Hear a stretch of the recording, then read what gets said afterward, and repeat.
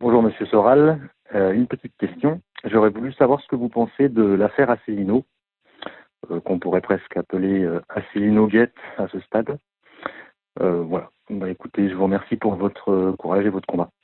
Au revoir. Oui, on peut plutôt parler d'Asselineau Braguette même, hein. Alors, mon avis sur la question est pareil, en plusieurs temps. D'abord, j'avais déjà dit il y a plusieurs mois que je savais que Asselineau était, on va dire, bisexuel. Et j'ai d'ailleurs fait remarquer que pratiquement tous les leaders nationalistes officiels l'étaient. Puisque l'est aussi Dupont-Aignan, l'est aussi Villepin, l'est aussi évidemment Philippot, mais lui au moins il s'en cache pas. Enfin lui il est pas bi, il est homo. Et qu'à un moment donné, c'est quand même étrange que des combattants nationalistes qui sont censés incarner une certaine virilité politique sont à minima bisexuels. Il y a quand même un côté enculé dans l'histoire, hein. Je rappelle que c'est quand même une symbolique. Là, on veut parler de common decency. Le peuple a toujours bien associé quand même l'enculade à quelque chose d'un peu louche sur le plan moral, hein. Voilà. Je suis assez orwellien sur cette question, mais bon, sans en faire des tonnes. Alors moi, ce que je dis, c'est que l'UPR, c'est quand même un parti de puceaux. Ils découvrent, c'est des niais, quoi. Ils découvrent que leur patron, leur saint patron, qu'ils ont un peu trop vite identifié à De Gaulle, parce que bon, bah voilà, c'est un énarque haut fonctionnaire bourgeois.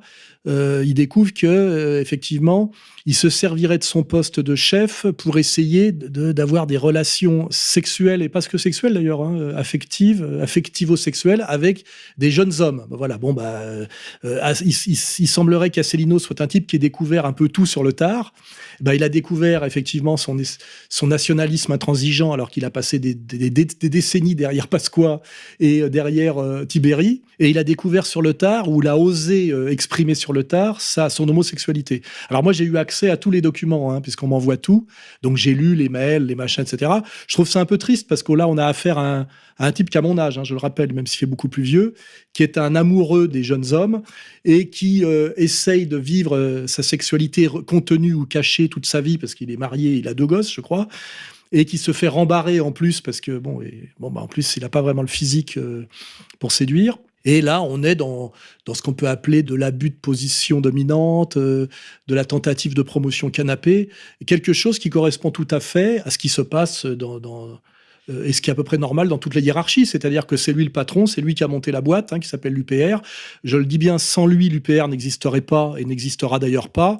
Et finalement, il est assez normal que pour tout le travail qu'il a fait, il puisse enculer 2-3 militants, quoi. Je veux dire, normalement, ceux qui essayent de le putcher, le foutre dehors en pensant que c'est scandaleux, feraient mieux plutôt pour qu'il maintienne bien son équilibre et qu'il puisse continuer à travailler, de lui trouver 2-3 petites tapettes militantes pour qu'elles s'offrent à lui et pour qu'il ait effectivement son cortège de Vestal mâle, comme ça existe à peu près dans tous les systèmes de domination, y compris à égalité et réconciliation, à part que nous on est des hétéros purs et durs, mais moi c'est pareil, j'ai mes petites militantes, hein, qui se sacrifient.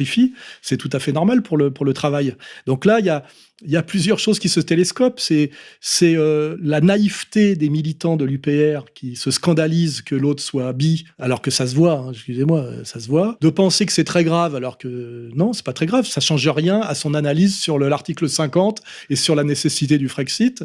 Et troisièmement, moi qui ai subi l'affaire Binti, hein, je rappelle, où on prétendait que j'harcelais une jeune fille de couleur qui était pas si jeune que ça, et c'est plutôt elle qui m'harcelait, et je l'ai jamais vue. Pour une fois, je dis à Asselineau que je compatis à ce qui se prend en ce moment dans la gueule, que je ne vois pas de raison de contester son poste de président de l'UPR, que sa vie affective et sexuelle, quelle qu'elle soit, ne remet absolument pas en cause la rigueur de ses analyses, hein, et que j'espère même que les jeunes militants de l'UPR, comprenant sa solitude affective et ses besoins, se dévouent pour qu'il puisse effectivement vivre pleinement comment dirais-je, ses goûts privés, et que ça serait ça la saine réaction de militants envers leur chef. Hein, voilà. Hein. Ça sera ma conclusion. Bonjour Monsieur Soral, pour vous dire que je vous suis depuis le début. Merci pour votre investigation. Vous avez entièrement raison. Ma question, quel est le rôle que nous, les femmes, pouvons apporter face à la lutte contre le nouvel ordre mondial?